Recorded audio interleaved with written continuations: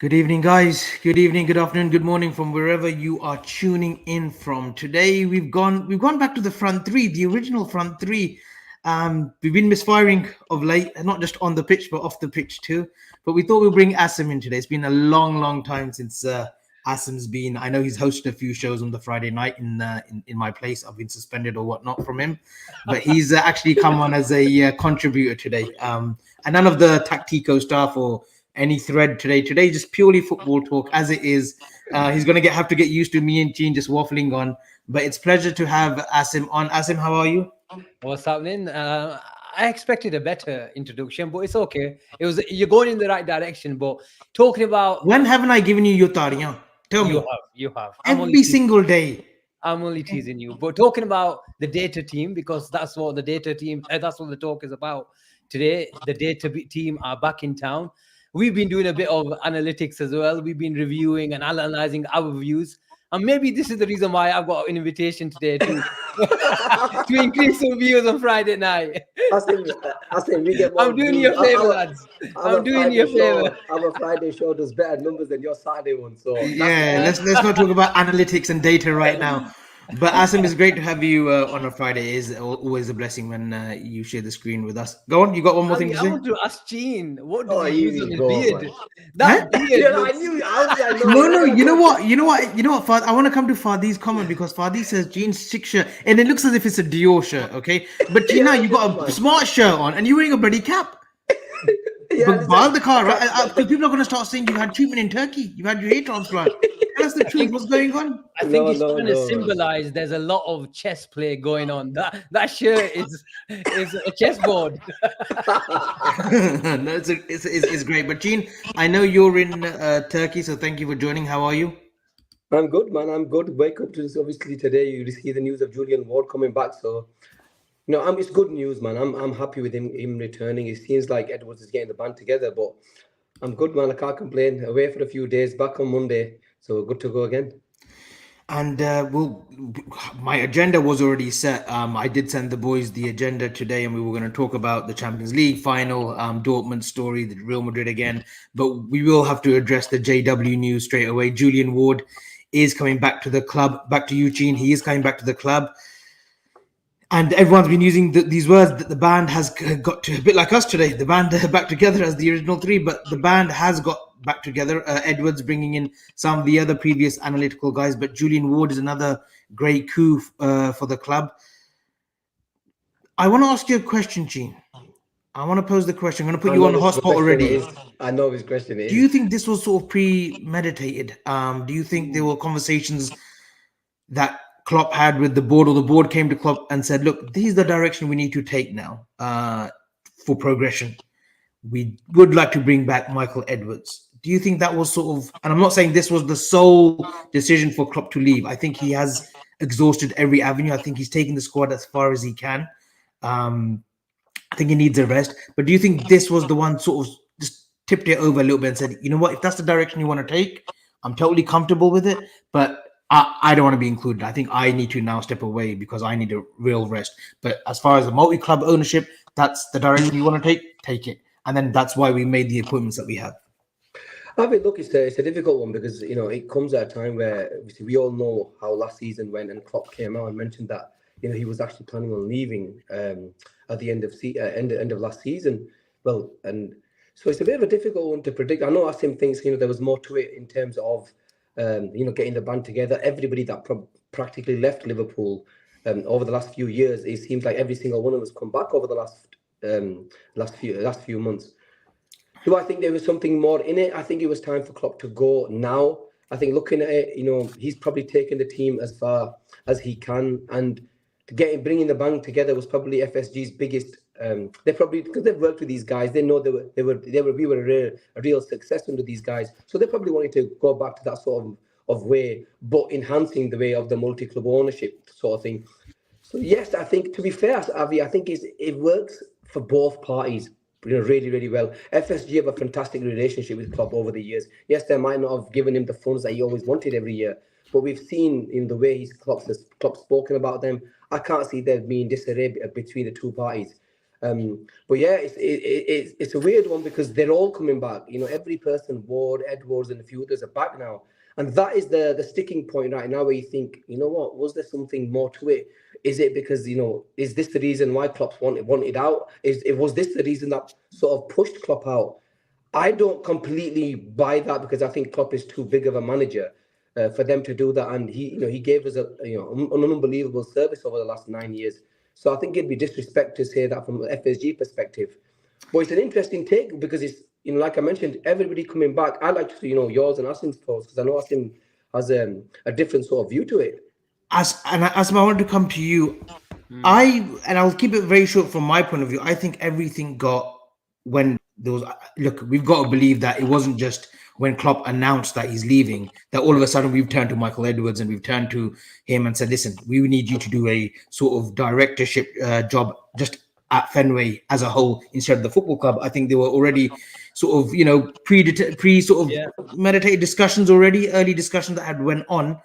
Asim, I want to come to you. Do you think that Klopp might have just felt this is way too advanced for me? And in terms of like where Michael Edwards wants to take this, it's a new phase, isn't it, in terms of restructuring the whole club? Because I think we are going to be one of the most advanced innovators when it comes to this multi-club ownership and doing it the real way, not like what City are doing with Girona and whatnot. I think we are going into a direction which other clubs will follow suit, just like they've done similarly with our data when we were buying players purely based on data and Klopp was agreeing and everything was rosy. I think these are new phase, and I think Klopp said, this is way too technical for me. And I might be out of my depth, not as a manager, but as being involved in this. I rather concentrate on the motivation, the coaching side of the things. But I think he still wanted influence on player recruitment. I mean, we know Liverpool have been on Edwards' back. David Ornstein, I think, wrote an article that I think earlier on in the year that Edwards was rejected to come back to Liverpool. So that's proof that Liverpool have been knocking on Michael Edwards' door for a long, long time. They've always spoken very, very highly of him. I think Werner, only about 6 months ago, even when Edwards wasn't at the club, he actually publicly mentioned him in an interview saying, do not ever forget the work that Michael Edwards did at this club. And he actually mentioned the likes of Salah Mane signings because that's how much sort of the impact and integral he was to those, transfer dealings. But look, when Klopp came out, I'm gonna be honest, I took it as face value. The more news breaks from the last 2-3 months, I'm genuinely, look, this is my opinion. I'm not saying this is completely true. It's my opinion. I genuinely feel the feeling that I've got that whether you want to call it Klopp was pushed out, forced out, made his role and position a bit difficult. We know now the band is back. You said that in your introduction, 100%. Julian Ward left the club 6 months into his role. Maybe Edwards warned him of it. They were good friends. And he said, look, I want to give it a go. And he was sort of involved in the Diaz's transfer. And these guys are very, very data-driven. And you talked about innovation. There's an actual department now called the Department of Innovation in this new structure. So this is a complete shift in strategy. It's the new football executive has come, and this is the new structure. It's 100% definite shift in strategy, Avi. Whether Klopp thinks he's tired, there may be a bit of part of that. But we can't underestimate the power struggle that was there at the club because it's obvious with all these guys coming back. And 1 second, Gene, just mute yourself because I think the distortion's coming from your end. Just slightly. And we can't forget whether we want to read the lines of Klopp's statement. I think you tweeted it, Avi, didn't you? Saying, I don't want to leave, but I have to leave. Whether you want to interpret that as he's tired, he's knackered, he can't do anymore, or do you want to interpret that? That interview was done with Rio Ferdinand on BT, and he said, and Rio said, like, why now? Why now? He goes, and we don't know at the time what it meant, but he said, it's not because I want to leave, I have to leave. And that's not saying that's a sinister shot back at the owners or anything. That just might be that, look, I'm done. I'm actually done at the club. I'm tired and everything. But there's more than meets the eye, like you said, Asim. I just want to come to his comment, Asim. Klopp said that when he was thinking from Arj as well. Thanks, Arj. you wanted to hear the shit from my mouth, so I'll say it now. Klopp said when he was thinking about leaving, he said there were better people at the club to push it forward. And when he sat down in the meetings, he couldn't see himself part of it anymore. And Asim, coming back to you, one thing that is so important that this club has post-Klopp is stability. We've seen far too many clubs who've had a great period. You know, we'll mention Manchester United after Ferguson. There was never a structured plan on how they're going to go forward. Moyes was a pure Ferguson decision to come in, and they thought he was cut from the same cloth. He's going to keep on the tradition and the playing style and the winning mentality coming from Everton to Manchester United. We know that was far too much of a jump. But it's imperative that the new manager that comes in, that the stability is upstairs. The likes of Edwards there, the likes of the owners are still there, whether they're good or bad, however you want to judge the owners during the duration of Klopp and previously, they're still at the club. We've got old heads like Julian Ward at the club back as his assistant and whatnot. And yes, their roles are different, but we've got people who still know the club. Manchester United didn't have that. Yeah, that's why stability is so key, isn't it? And it worked, and if you don't mind, Avi, Shahab, he says, Avi, clear up your tweet on Klopp being forced out. Are you engaging for more interaction? And I disagree. I'm probably in that camp where I think FSG had to make a decision. You know, Klopp was only talking about this team, about how refreshed he feels from the sort of youthness of, if that's a word, if that's the word, of this team, how, you know, sort of re-energized he is. And then for him to not honor his contract up until 2026, it came a massive surprise. And the players said, when we got called into the changing room, and it was us to tell us, I think Trent was mentioning it, I thought he's going to sign a new contract, or was it with Gary Neville? No, with Gary Neville, wasn't it? Or the overlap. Yeah. So I think, you know, Carragher mentioned it. Look, that was the biggest bomb, you know, of Liverpool in the recent history, but nobody expected it. If anything, Liverpool fans expected him to stay until 2028. But I think FSG thought if he's not going to extend to 2028, the likes of Edwards are probably going to be in another job. We already know, Joyce tweeted today, wrote in his article that Julian Ward was in talks with Ineos to become a global technical director before Edwards convinced him. So look, this is not beyond the realms of possibilities that, you know, they had to make a choice, and they said, this is the change of direction. Yes, you can be part of this, but because of the history that Klopp has had with Michael Edwards, it was just a broken relationship. And Klopp thought, you know what, I can't work under this. You read Linders' book, you listen to Jurgen Klopp. All they talk about is data can get you to a certain distance. And I'm probably in that camp as well. But you can't ignore it. Linders says we go with our eyes and feelings. We have to go to the numbers as well.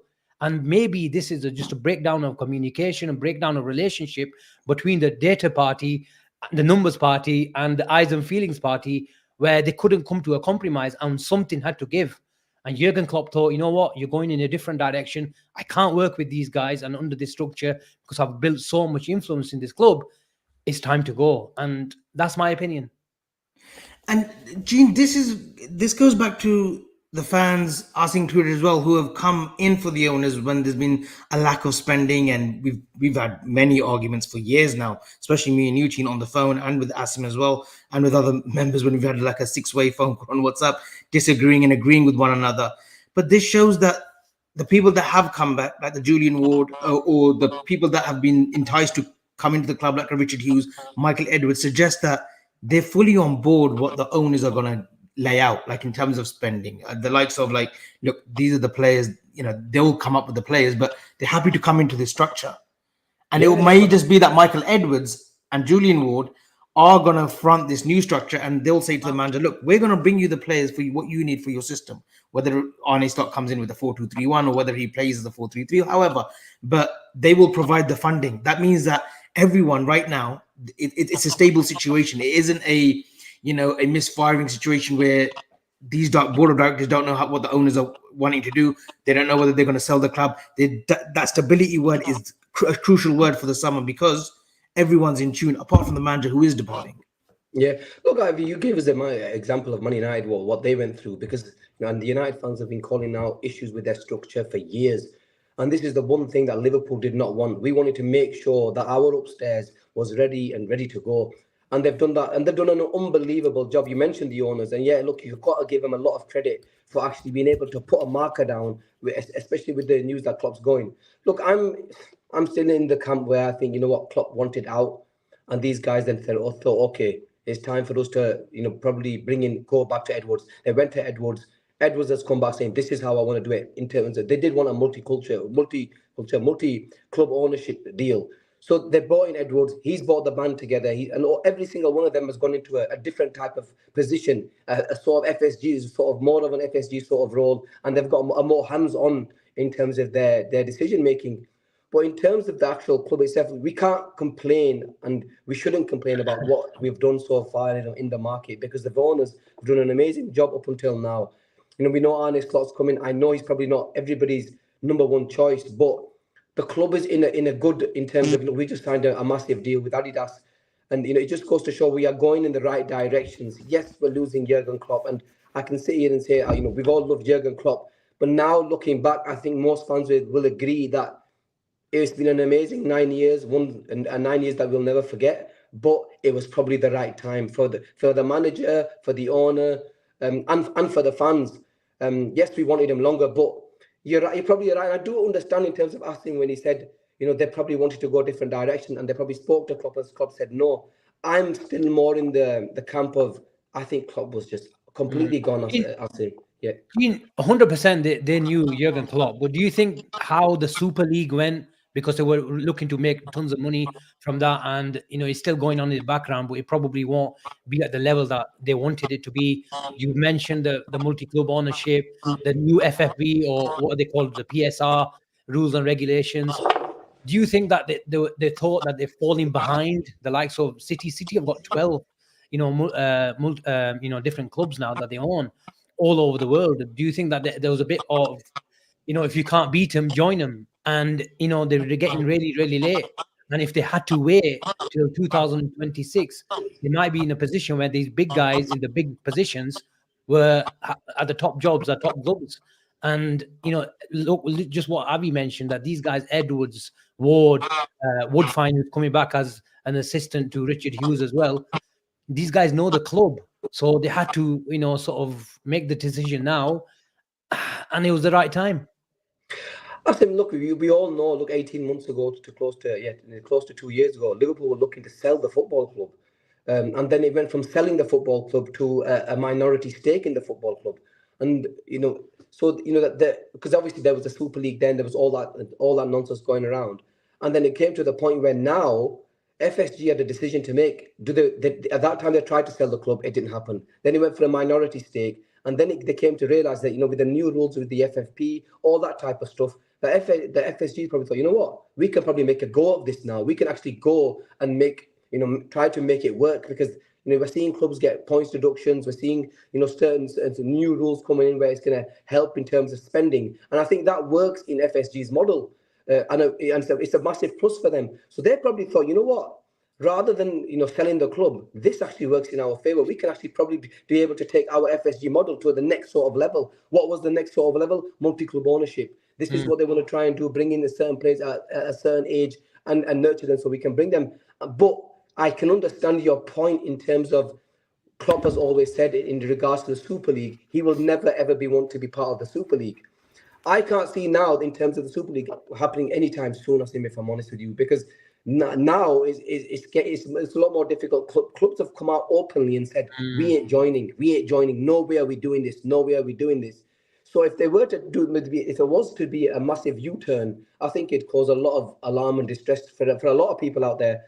So, but now, Asim, I think with the new rules, I think this is perfect for FSG.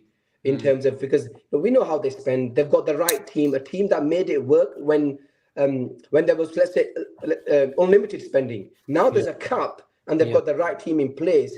It makes perfect sense for them to keep Liverpool and hopefully make it grow. Look, I still want them to spend a lot more money. Everybody knows that. They probably will spend the bare minimum again, but at least we've got people at the club now who've made decisions which have seen us go from here to the top of world football. So you have to accept that and trust the process, sort of thing.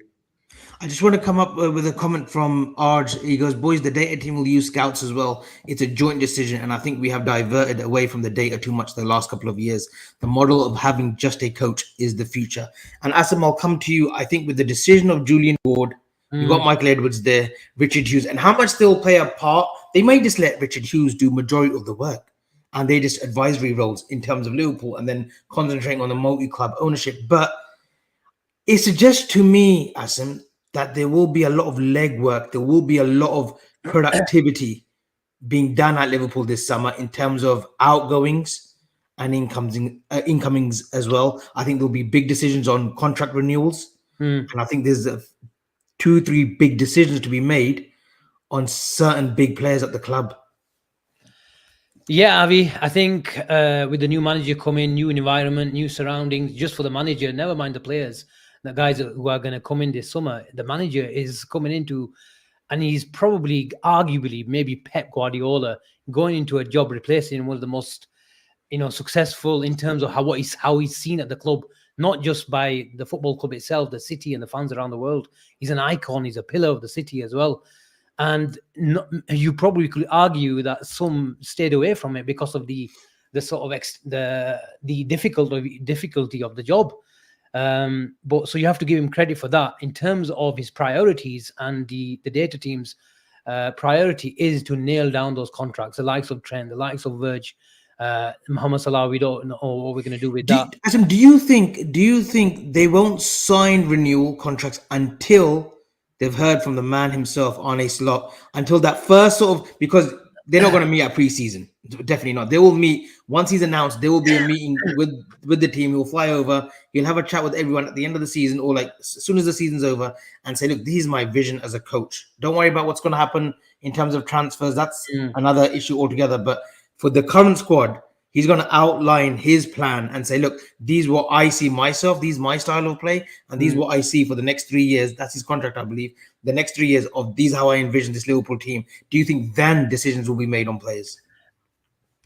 On some, maybe the likes of Luis Diaz, and I'm sure we'll come to that, where there's a question mark, where you probably need the input of the manager. What's your philosophy? How do you see this player fitting into your team?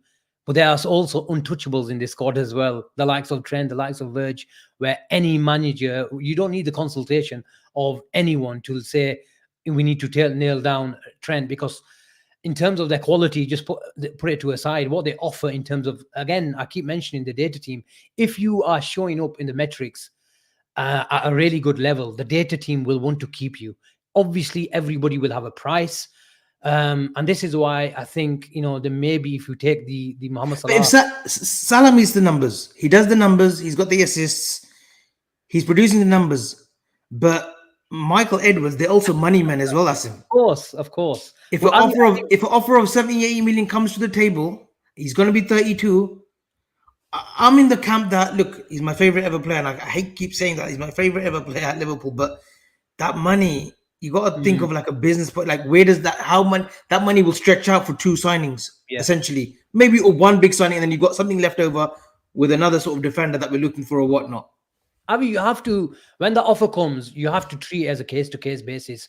We want I know the data team 1 year, the likes of Edwards and Hughes, but Fabinho, for example, if you take it, nobody expected a 40 million bid, but sometimes an offer comes in that's too hard to refuse. So it's the same case with Mohamed Salah.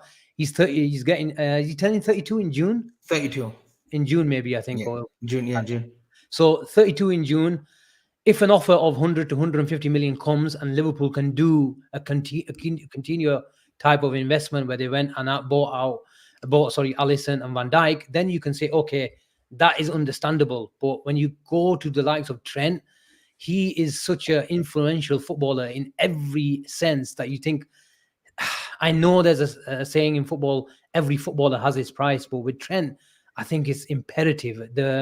Especially the way he's going to develop through, maybe carry the, captain the team, where you think he's an untouchable. With Salah, he's staying, but the Saudis want him so bad. He's a global superstar, an Arab superstar, where he does have a price. But yeah, he does. Maybe that's the reason why that they probably want him to stay, because of his numbers, and then they're more inclined towards letting someone go like Luis Diaz, who's got the champion mentality. He's got the defensive work rate of, he probably is one of the best in the world in terms of how he fights for the team and how energetic he is around the pitch.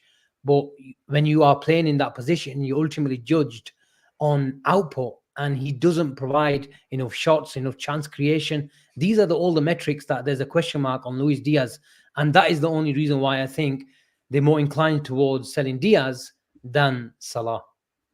Avi, quick one for you. In terms of, look, you're a big Luis Diaz fan, and you've been raving about him now for a few years. Look, if a 70 million pound deal, you know my answer to that though. This is what I mean. You either don't listen to me on live shows when we do shows.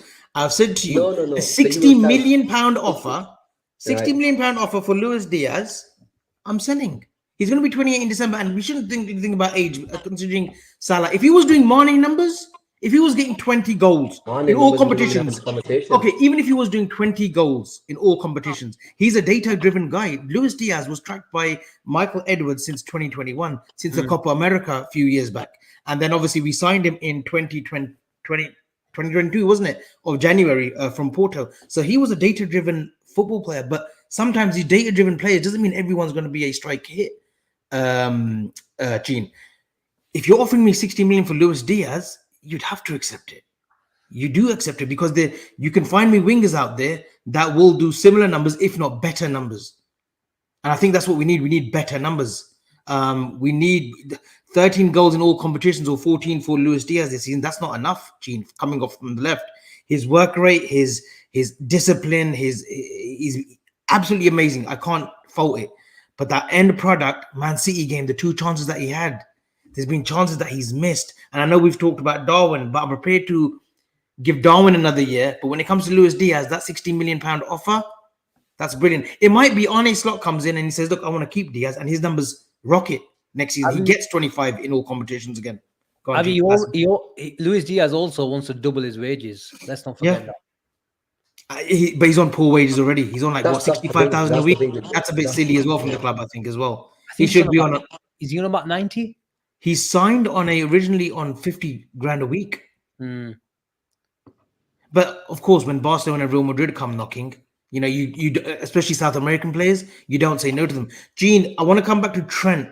He did a great interview with Gary Neville, very relaxed, and they were just talking about certain scenarios. They were talking about his best friends.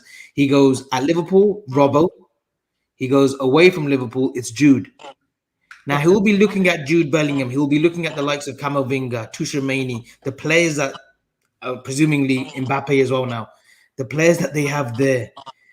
You would imagine that Real Madrid would love Trent Alexander-Arnold coming from that right side instead of a Carvajal, even though he's been a brilliant servant for them. Does he get a little bit enticed by them? If Jude has a little word in the summer and say, listen, Gene's back. Do you think there is a possibility of Real Madrid coming in for Trent as well? Maybe not this summer, but next summer? He can't hear me. Asim, do you want to take that? It's about Trent. Avi, he's a Real Madrid player. Let's be honest. The only thing that might make him stay is his desire and his wish to captain Liverpool Football Club. But at the end of the day, it's all about winning trophies as well. Yeah, you're right. He does hang around with Jude Bellingham. He might turn around, Asim. He might turn around this season and say, I've done everything that I can. I don't think anyone can begrudge me if I look to move. I'm not moving to another English club. I'm not moving to another rivalry. I'm going to Spain, to Real Madrid. And players do want to experience that. As much as you say that players love Liverpool and, the loyalty, everything, but you can't begrudge Trent Alexander-Arnold at the age of 25 to wanting a move. You couldn't begrudge it. And if the money's right, Asim, the club might just say, listen, if 100 million comes in for you, it is a 50-50, we'll accept. But if you want to go, we'll push it through. I've got a feeling if he has that wish, he doesn't sign a new contract. Real Madrid will tell him, run down your contract. We'll take you at 26, 27. I think that's probably more likely if he's going to leave Liverpool. But he's definitely at a Galactico. You mentioned Carvajal as a right back. They need someone there. He can play all this modern stuff of coming into midfield. He can play as a conventional fullback, and he is one of the best footballers in the world. I've called him one of the most influential footballer in the world in terms of being in defense, being in midfield, and going on the overlap when we're attacking and pinning opposition back. But yeah, like I say, the only thing, if he carries this new period in about a year or two time, when Verge maybe goes for a new challenge somewhere or hangs up his boots, you never know, then he carries this team. Does he do a Stevie G? But it's all about winning trophies. He is a very marketable footballer as well. And He's a good looking bastard too, isn't he? Yeah. That helps as well. Of course it does. You wouldn't know anything about good looks, but Avi. But anyway. But yeah, you're 100% right. Name me a price. Now? This summer. Gene mentioned a good point where teams are a bit more rational and will be a bit more rational in the summer because of this PSR. Look how scared they were to spend a bit of money. But if Liverpool let go of Trent now, it has to be something ridiculous. What I call ridiculous with 2 years left on this contract is 150 million. Whoa, 150, huh? I don't think we get that. I think we would accept for a little less than that. Sarib says minimum 80 million. Hazard went to Real Madrid with a year left on his contract for 100 million. I think they've learned their lesson from that, Asim. Gene, Trent Alexander-Arnold, we were just talking about how on the Gary Neville overlap, he was saying that Jude's his best friend outside of Liverpool. Yeah. He'll be looking at that Real Madrid situation, another Champions League final. They've won the league. He's 25. He's completed football at Liverpool. He's won every trophy possible. Okay, people will say the Europa League, whatnot, but he's pretty much done everything at Liverpool. He is vice captain. Do you think there's a possibility that he might want to just look at and explore that culture outside of England and might want to go to Spain and join up with Jude? Before that interview went out, I think it was on the show, I said, I think I've just got this feeling that Trent's going to go. They're just building a super side right now. And the players that you've mentioned, half of them we probably wanted and were close to signing, and they probably chose Real over us. And, with the Mbappe coming and all these players coming through now, it's really, really weird because you look at Trent. He's our vice captain, Scouser, born and bred in Liverpool, played here, and he's been here all his life, and he's going to be a sort of crossroad. 1 year left on his contract. I want him to stay, but saying that, this is before the interview. After the interview, though, I had a feeling that he might stay now. I think a lot of it will depend on who, what way. We all know he's going to be the captain of Liverpool once Van Dijk goes. And that's huge for him. But I think it's about if this side is going to challenge, because he mentioned on there, this is all he's known at Liverpool. This is a new manager now, which is going to be a completely different way of setup, playing. How is he going to fit in? What he's done with Klopp, it was the perfect role for Trent. Is the new manager, the way he plays, is Trent going to be happy with that? And another thing is, how well we do in the transfer market, because this guy's going to want to challenge on all fronts again. These things are going to be huge for him.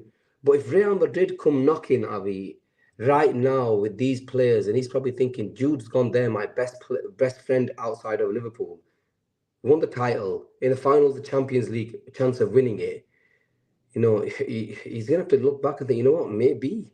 And this is why I'm on the camp that I just think he's going to go, man. And maybe it's just one of me having this summer, though? Not this summer, no chance. So you think he's going to go on a free next summer? I think he's next summer. I think they're going to offer him a stupid contract. This summer is the summer of Mbappe for Real Madrid and Alphonso Davies. And look, the Alphonso Davies free transfer, Kylian Mbappe free transfer. It's going to show in it. They're going down the free transfer sort of route where they're willing to pay stupid sign-on fees and stupid wages, which will cover the transfer fee. So they have a deal with these players, and I think that's exactly what they're going to try and do with Trent.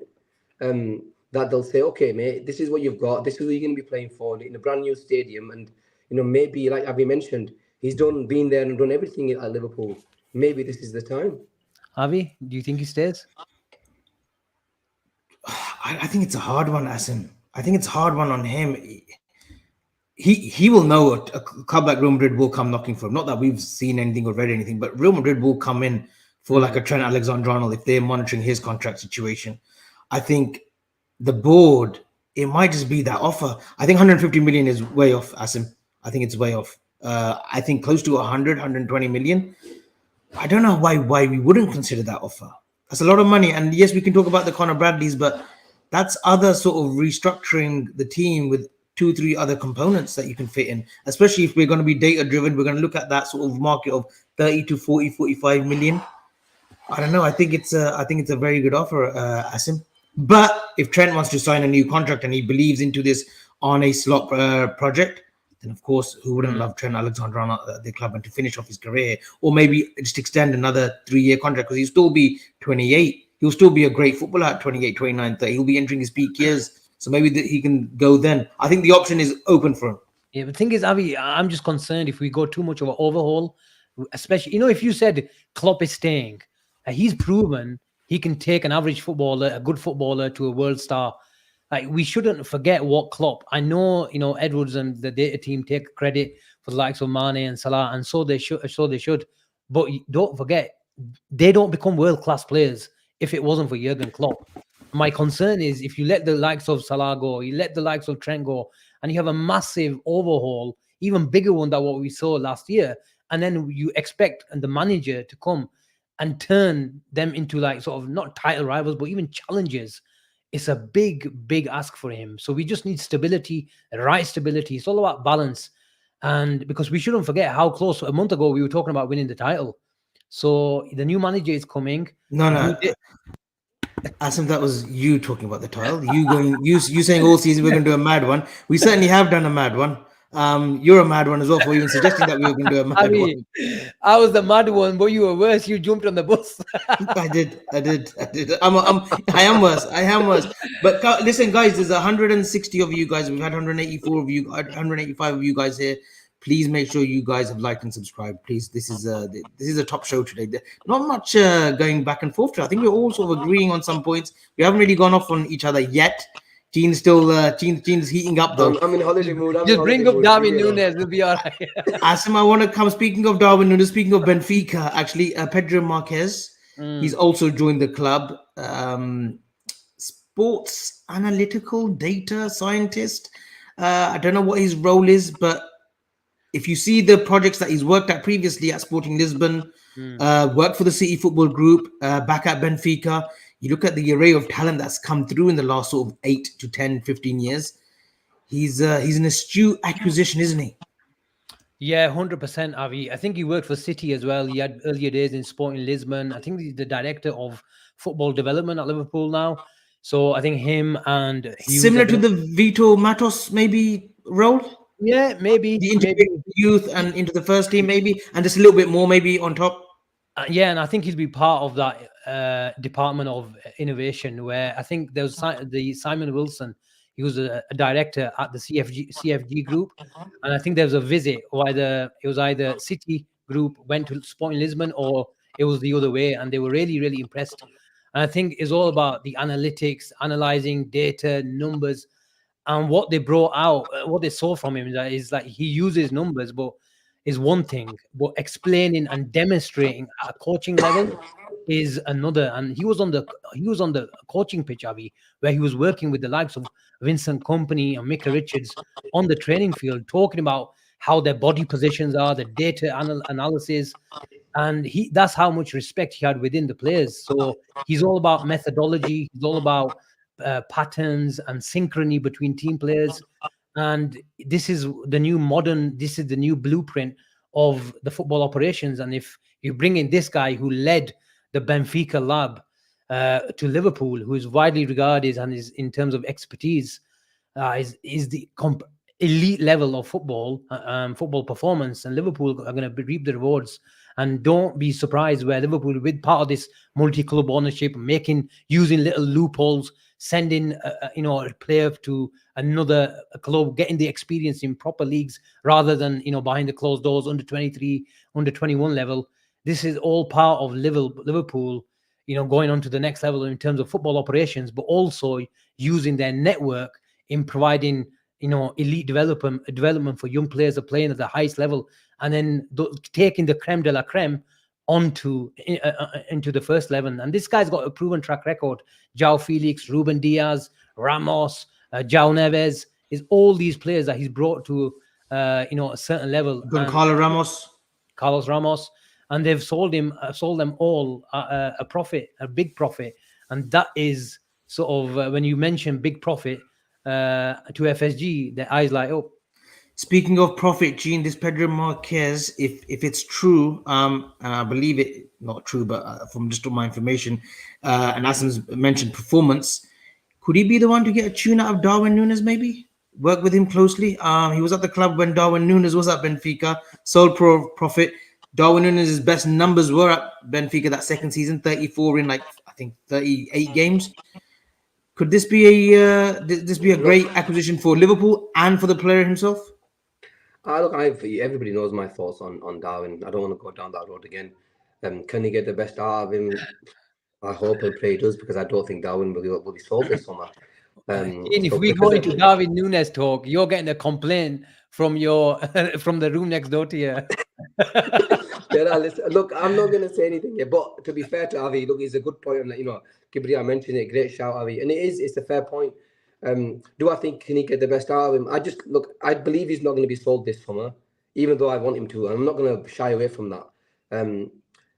But if you're obviously not going to sell him, then I just hope and pray that he does manage to get that tune out of him, and he does manage to propel him to another level, where the level that we saw him at Benfica in terms of his goal scoring attributes and his numbers improve. Because look, we all know there's a player there, and we've said it 100 times on this show. He's a brilliant player who gives everything on the pitch. He gives us everything.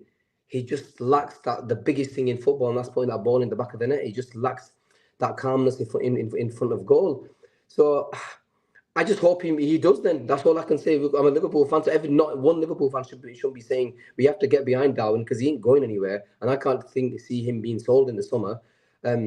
So I just hope and pray you're right, Avi. But in terms of you, Avi, obviously, look, you do a lot of, Portugal. You've done a lot of research in terms of Portugal and the football teams that you've watched over the years.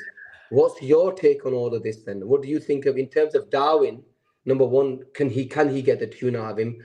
And another thing is, look, there are certain footballers that we will be looking at now, thinking, you know what, these are the players that then he'll be looking at, saying, get these players in now, and hopefully Liverpool will reap the rewards in the next few years. I think Klopp mentioned it, isn't it? He said, look, the best technicians are coming out of Portugal. He said this like 3 years ago, and it's true. Like all the players that are coming through now, every top club is looking at the Portuguese league. Man City have looked to the Portuguese league to sort their defensive frailties out in Ruben Diaz. We've looked to Portugal to get players like Luis Diaz, like for like with Mane, maybe not done the numbers yet. Darwin Nunez as well. We've looked to Portugal. Top clubs are looking there. Even João Neves, 18-year-old Benfica ball-playing midfielder. We're looking at him. 18 years old at the moment. I think it's a good appointment. I think Vitor Matos was a great appointment, and I think he's going to be a big miss as well. He came from Porto. I think Pedro Marquez will take that role and then go beyond a little bit further. I'm looking forward to and I'm hoping it's in his job description, or what he does with the current youth setup at Liverpool. Because we've got the likes of Conor Bradley coming through. We've got Jayden Danns. I want him to work with the fruitions that he has at our academy, at the under-21s, and bring another 2-3, not every season, but like at least 2-3 in the coming years, who will be mainstays, the drill Quances, who, was it true today that Klopp said he's ahead of Konate as of now?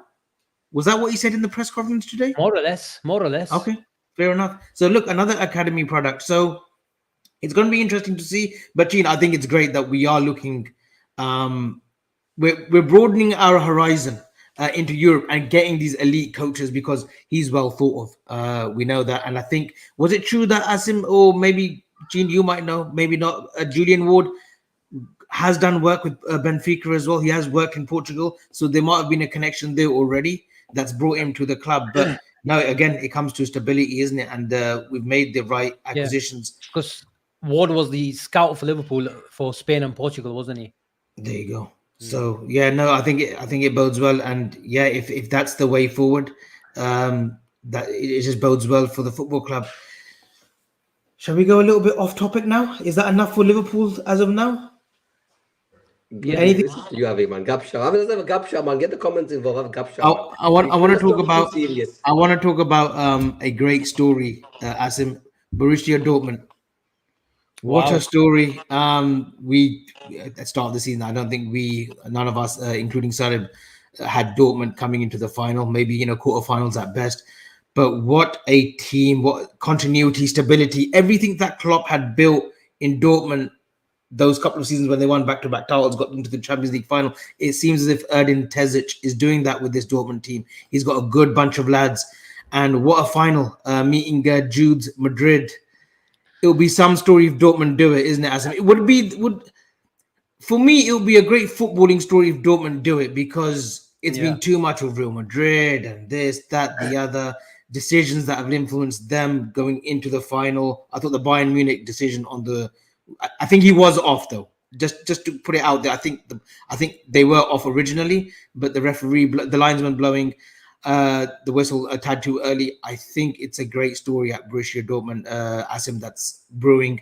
Emre Can as well. Obviously, we have got an affiliation with Dortmund, with past players as well. You want Dortmund to do it, don't you? Yeah, probably. You have to go with the underdog, don't you, Avi? I've always been a Real Madrid fan, so I don't mind. If Real Madrid Real Madrid, Barcelona. He supported Arsenal at some extent. He supported PSG. He's got a PSG jersey. Oh, look at the jerseys behind him. He's got an Arsenal was. jersey behind him. Talking about Sarib, he's got an Arsenal jersey behind him there. Where do you see the Arsenal shirt? Bayern Munich. I can see a Bayern Munich shirt. Is There's there no any Bayern top team Munich you don't shirt. support? No, look, my team in Italy was Juve. You have your teams, don't you? In the other countries, you follow, kind of follow. And Real Madrid was all. Who's Juve based on? That great team: Thuram, Nedved, Zidane. You look a bit like DL Del Piero, to be honest. I'll take that. Yeah, I mean, look, it would be a great story. You have to go with the underdog. And what I'm going to predict now, I'm not allowed. Who doesn't ask him follow? Jay's been after me for a month. It used to be me. I'm good. It's good that he's transferred to you now. Is this your burner? No, it wouldn't. But yeah, all the yellow wall, the atmosphere, how the affiliation that we have, Jurgen Klopp, Emre Can, the Sancho story from United. Look at what he's done in the Champions League just because he didn't say sorry to Ten Hag. But yeah, you have to say what a great story. And Asim is borrowing Sarib's Arsenal shirt. That's not an Arsenal shirt. But anyway, sticking to the topic, Avi, Dortmund, they deserve to be there. And what a resolute, what a professional performance. Matt Hummels, what a footballer, what a defender. 34, 35 now?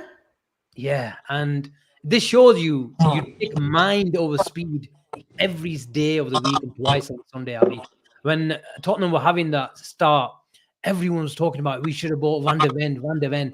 And even though Van de Ven has been decent, has been exposed, to be fair to him, I would pick mind over speed every single day. Look at Joel Matip.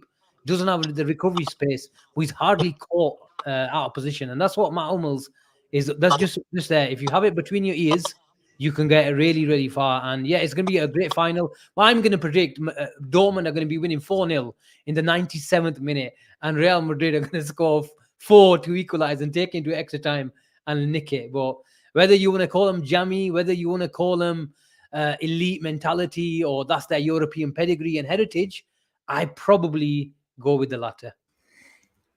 Gene, Marco Reus has said that he's leaving Dortmund at the end of the season. What a career. He has been blighted with serious injuries during his prime, but an absolute fantastic player.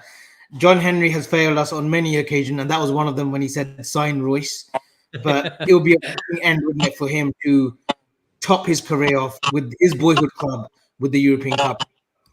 Oh yeah, look, he's a player that, especially in his younger days, Avi, when we watched him, he was an unbelievable footballer, especially in the Klopp era. And yeah, he's just been hampered with so many huge injuries over the years. And and the funny thing is, he actually missed the World Cup that when Germany won the World Cup as well. So you look at all of that. He missed lost the Champions League final to Bayern as well.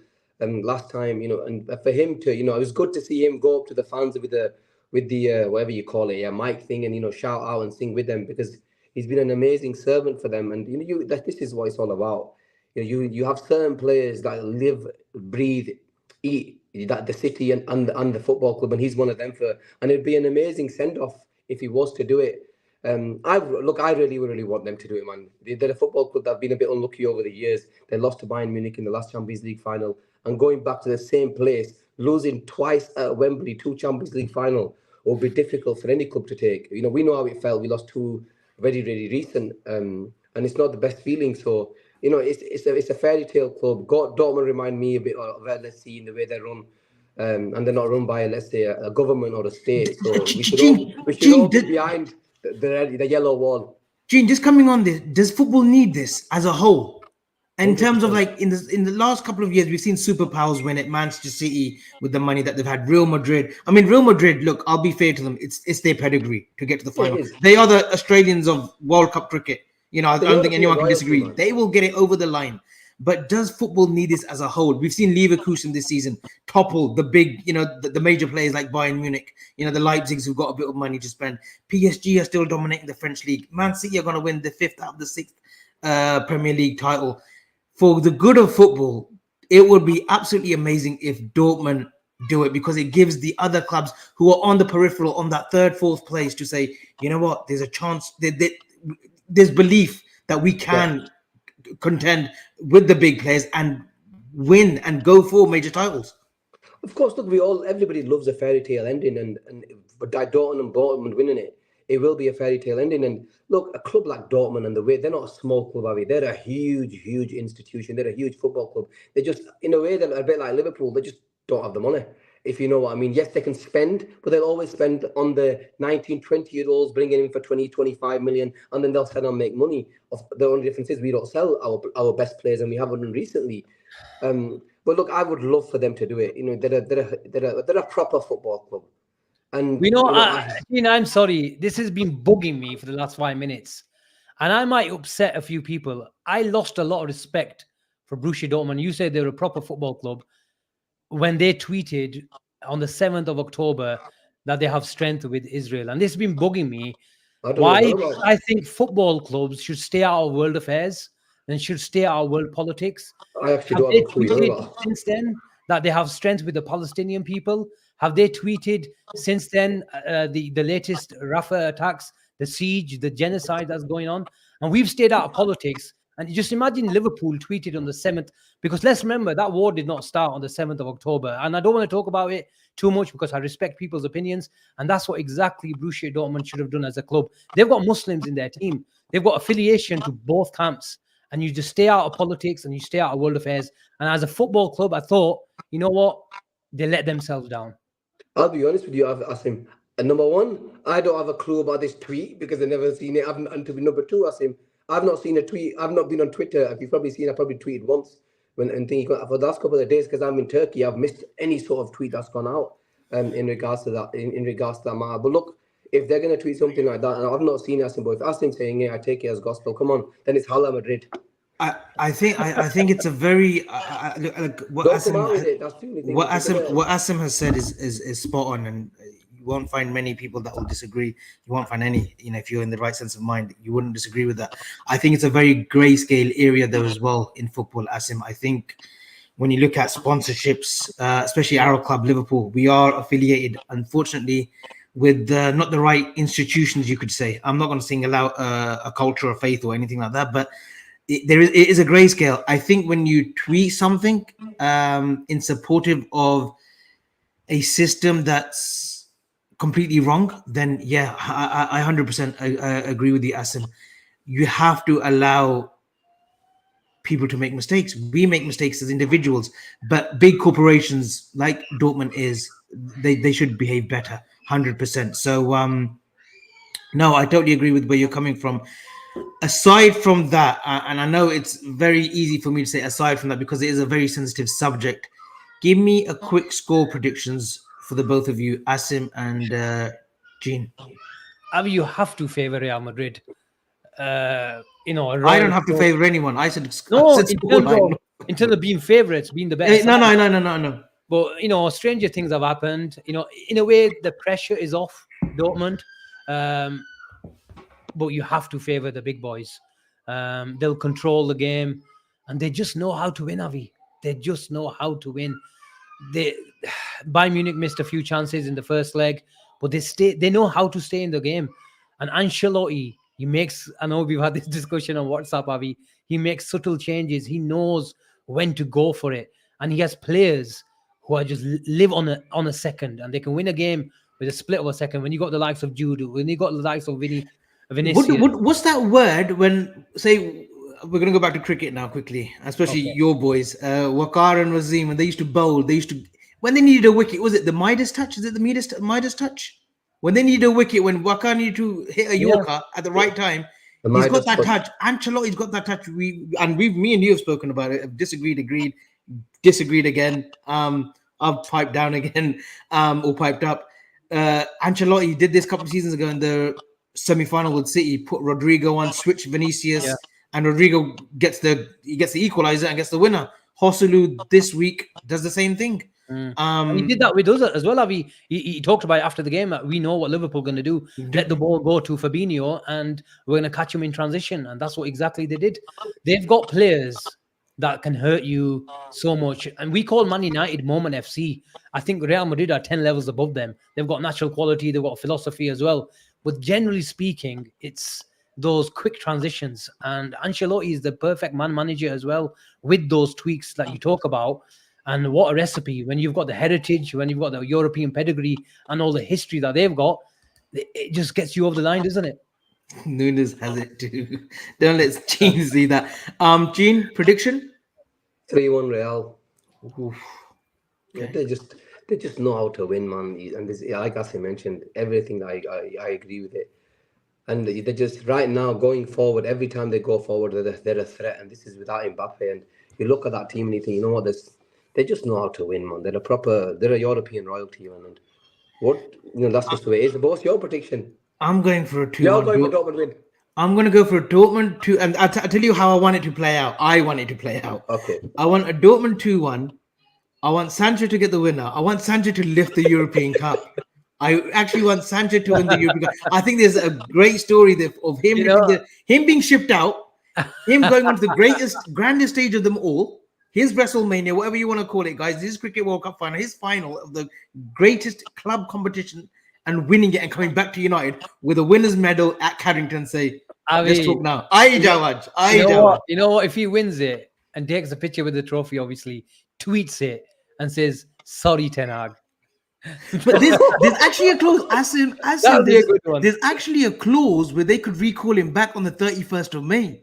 The final is played on the 1st of June. If they want to be nasty, there's a clause that he might not be able to. Really? They want you to do. Yeah, his contract finishes on the 31st of May, midnight. Wow. So there you go. And I think, and I love Jude Bellingham. Don't get me wrong.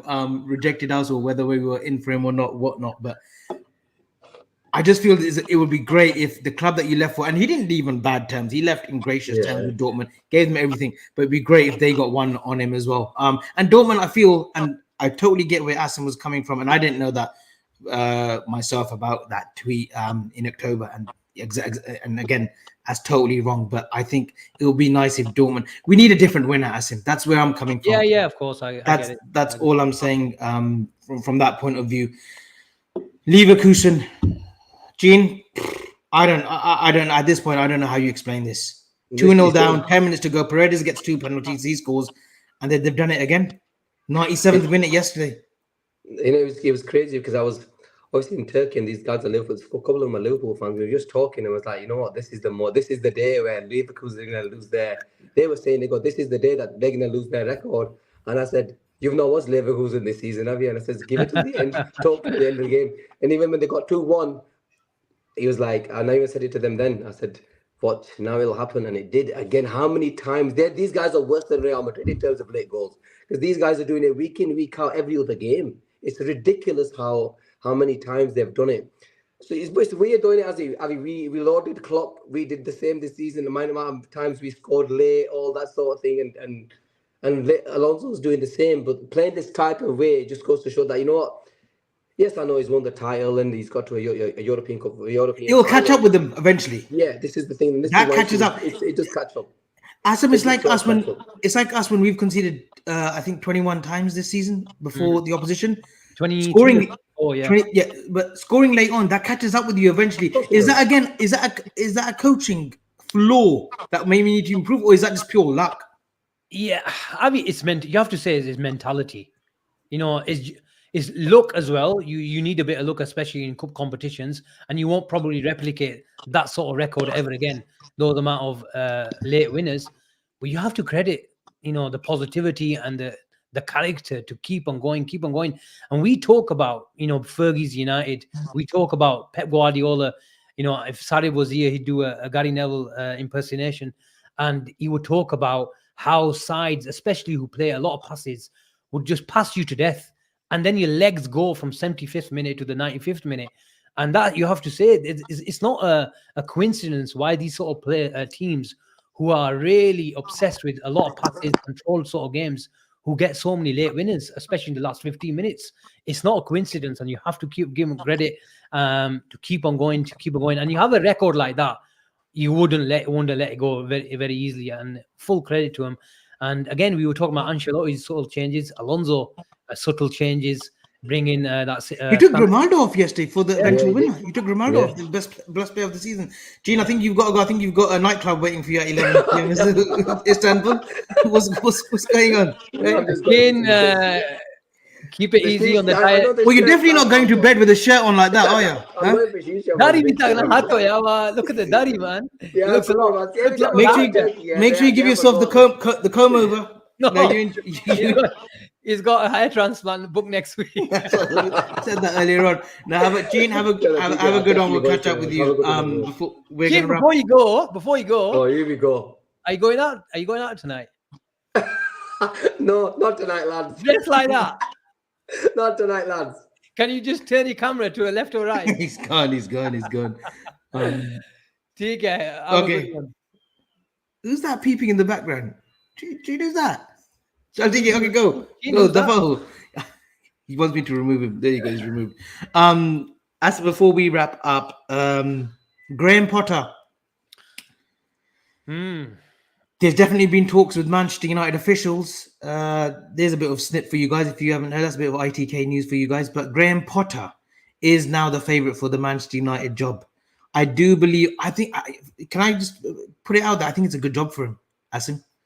I think he'll get the time. I think the appointments that Ineos have made, especially the guy that's come over from City, especially with the little 2-3 components that Jim Radcliffe has put in, I think Graham Potter I think he'll do very well there at Manchester United. I know the Manchester United fans are up in arms, but I don't think they can argue too much. I think it's a sensible appointment. Yeah, especially with Dan Ashworth coming in, you can see them going for that sort of project manager with a proper philosophy as well.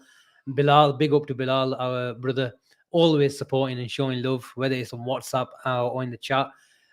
He says Potter and Tuchel are favourites. I won't be surprised. Both managers obviously at different stages of their career. Tuchel with a lot more silverware compared to Potter. I think that Chelsea job, especially how they were spending, probably a poison chalice for whether it's Pochettino or Potter. And they were signing 1 million players. How could you integrate 1 million players on a Saturday afternoon? It was practically impossible. This guy needs his conditions, he needs his environment, and he needs trust. And I think, Man United, if they're going to bring people upstairs, go with the academy, go with the sort of data type of, structure, then they need a manager who's going to, have the trust from upstairs, unless it goes really, really, bad. And they have to probably compromise on a few average seasons, not the expectant, top 4 finish. If they have to finish 5th, 6th, 7th, they have to take that hit because they can't keep on changing managers. And this guy does have. Guardiola was, very, praiseworthy of him a few times. He goes, I like to watch Graham Potter's side because there's, philosophy, there's an idea, there's a strategy, and there's a lot of fluidity where he's not a one-trick pony. And Eric Ten Hag, I think he started 3 games. He started playing a bit more front foot football. And I think they had really bad results. I think one of them was Brentford, wasn't it? The first one, wasn't it? 4-0, yeah. And he thought, fuck this. I know transition football has got me to top 4. I need to go back to basics because these guys are not good enough. But the worst thing that they did with him was they trusted him with 100 to 150 million and let him blow it on the likes of Anthony. So I'm very surprised Ten Hag, who was really thought highly of, especially in the days of Ajax. He had a philosophy, he had an ideology, and it didn't come to fruition. But with Potter, they have to wipe the slate clean and have a lot more patience, and it's not going to happen overnight because when you look at their squad, Avi, they've spent about £1 billion on it, and you think, And it's nowhere closer to the top. It's nowhere closer to the quality. Where's the quality? There's still Moment FC. They've got a few players who can hurt you on the break, but they can't string 2 passes together. And they were going crazy when they signed the likes of Casemiro, and I said, look, this guy is not. He'll give you a season at max, and that's what he did. He gave them a season, and then after that, it just faltered. Legs have gone, And that's what happened. But Fabinho. And Potter, can he handle that big club? And I didn't really like the fact that he went to Chelsea, started wearing a suit. He started doing a suit, doing his body, everything. He started doing a chin. And it reminded me of when Brendan came first. Yeah. And he always had the fancy words, philosophy, and I work like this, I work like that. And then over the years, he started losing weight, and he left his wife, obviously, for a younger model, whatnot. And it just smelled of like utter bullshit again from Graham Potter. He was trying to change himself for the Chelsea job to be a Chelsea fit. And it could have been a PR stunt as well from his PR team to say, listen, there's a certain fit that's required to come across publicly to the Chelsea fans and to the media as well. And back to Ten Hag, when a manager has to start going back to, when he has to change his ethos to work with what he has at a club, that's where it goes wrong, isn't it, Asim? You've got to back yourself. And I think Potter, he's backed himself at Brighton. He brought this philosophy and he brought his sort of methods of practice into Brighton. Great results at Anfield. They had great results at Anfield. Man City as well. Man City as well. So, and De Zerbi came in. He's continued that kind of, sort of relative success as well. I think Manchester United, I think it'll be a good fit because they'll give him time. They'll let him flash out what needs to be flashed out. The bad apples of that squad. They've got decisions to be made on Anthony, Rashford this summer, and a fair few like other players that just haven't pulled up trees. I know Martial is leaving, so I think they'll give him time. I think he is favourite to take that job, but he will need 3-4 years to get to the 100%. Anywhere near challenging for the title. 100%. The thing I like about Potter is, Avi, is he studied the game. Do you know where he studied football? Sweden. That as well. Leeds Metropolitan and University. Okay. Leeds Met. So he's close to us. He's from our neck of the woods. Well, in terms of where he studied, but you're right. He went to Osterunds or something in Sweden. Jordan or something. He won titles. He won a couple of titles. Similar path to like Roy Hodgson did or something as well. Like he always started in Malmo. From 4th division to the the 1st division. I think he had some good wins against Arsenal and Galatasaray in the Europa League. So you have to say that this guy has gone away, studied the game. And when you look at his team, I said he's not a one-trick pony. He started with a 4-4-2, then went to a 4-2-3-1. Then is situational, depending on sometimes, they're going to a back 3, back 5, and back to 4-4-2 again. So he is multifunctional. He's adaptable, just like his players. And when you look at the likes of Trossard and Sully Marsh and Pascal Grob and Alexis McAllister, these guys are a reflection of his philosophy, where he had adaptable, versatile players who can play in different positions, but also different formations. I think there was one league campaign, Avi, where in 38 games, Brighton went in the game with 30 over the season with 13 different formations. Wow. 13 different formations. Flexibility then. There you go. So let's see what they do. Before we wrap up, your young player of the season and your player of the season. Oh, I thought we were going to do a different show for this. This in general, not Liverpool. General. Young player of the season. Oh, you've caught me off guard. Player of the season.